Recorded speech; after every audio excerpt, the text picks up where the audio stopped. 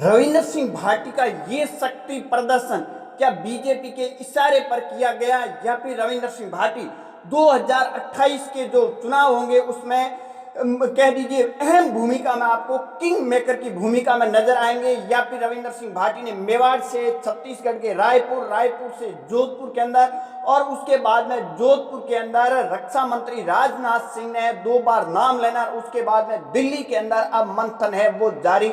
रविंद्र सिंह भाटी को लेकर अब चर्चा का एक विषय बना हुआ नजर आ।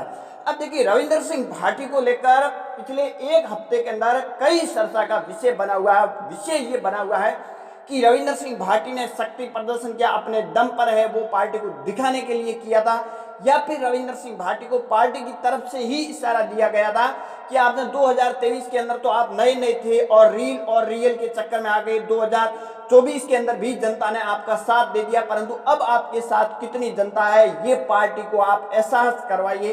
तो क्या रविंद्र सिंह भाटी ने वो पार्टी को एहसास कराने के लिए जिस तरह बाढ़ में निकलते हैं, जालोर पहुंचते हैं और जालोर से मेवाड़ और बागड़ के क्षेत्र के अंदर जो प्रदर्शन होता है इसको शक्ति प्रदर्शन के लीजिए। राजस्थान का सबसे बड़ा शक्ति प्रदर्शन आपको नजर आया होगा। और उसके बाद में मानो रायपुर के अंदर तो पूरा रायपुर ही सड़कों पर आ गया और सड़कें भी छोटी पड़ गई। और उसके बाद में जोधपुर की जो तस्वीरें आई वो तो अपने आप में हैरान करने वाली थी। और जिस तरह जोधपुर के अंदर भीड़ उमड़ी, स्वागत किया गया और जिस तरह फूल से बरसात की गई, रात को करीबन 12 बजे कई नेता मंच छोड़ने पर मजबूर हो गए। परंतु एक उसमें सबसे बड़ी बात रही कि रक्षा मंत्री राजनाथ सिंह ने जैसे ही रविंद्र सिंह भाटी का नाम लिया पूरा पंडाल मानो गूंज उठा। उसके बाद में रक्षा मंत्री भी अपने आप को रोक नहीं पाए और दोबारा है वो हालचाल भी पूछते हैं। परंतु उसके बाद में दिल्ली के अंदर अब मंथन चल रहा है। मंथन इसलिए चल रहा है कि राजस्थान के अंदर पंचायती राज चुनाव जिस तरह रविंद्र सिंह भाटी ने 2023 के अंदर बीजेपी को डैंक पहुंचाने का काम किया, 2024 के अंदर चुनाव से पहले ये पता चल चुका था, मीडिया के ऊपर चर्चा थी कि रविंद्र सिंह भाटी चुनाव जीते या न जीते इस बात की कोई गारंटी नहीं है, परंतु बीजेपी का उम्मीदवार तीसरे नंबर पर चला जाएगा इस बात की भी गारंटी नजर आएगी। और वो ही परिणाम आए तब हुए।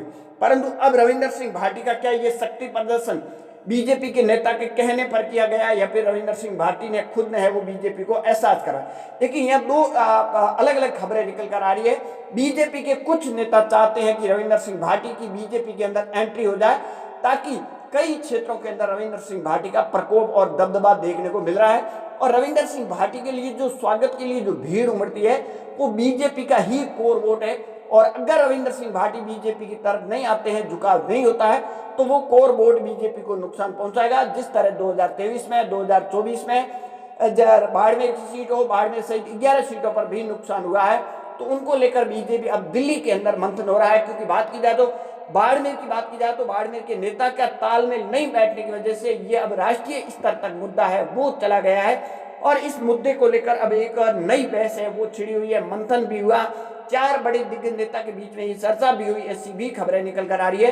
2 मिनट के लिए चर्चा भी हुई थी इस मामले को लेकर, परंतु अब ये मामला न तो बाड़मेर में है न जयपुर के अंदर, अब ये मामला दिल्ली तक भी पहुंच गया।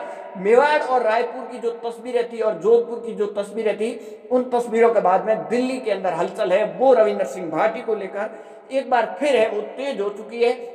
और खबरें ये भी निकल कर आ रही है पंचायती राज चुनाव से पहले कुछ बड़ा हो सकता है। बाड़मेर की राजनीति के अंदर बड़ा एक उलटफेर आपको देखने को मिल सकता है।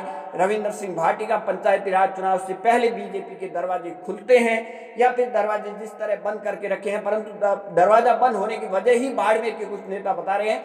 बाकी जोधपुर के हो, जयपुर के तमाम नेता चाहते हैं कि रविंद्र सिंह भाटी की एंट्री हो बीजेपी में हो जाए, परंतु पंचायती राज चुनाव से पहले आपको एक बड़ी खबर देखने को भी मिलेगी। आपकी क्या राय है कमेंट सेक्शन जरूर देना। ज्यादा जानकारी के लिए हमारे यूट्यूब चैनल और फेसबुक पेज को जरूर फॉलो कीजिए।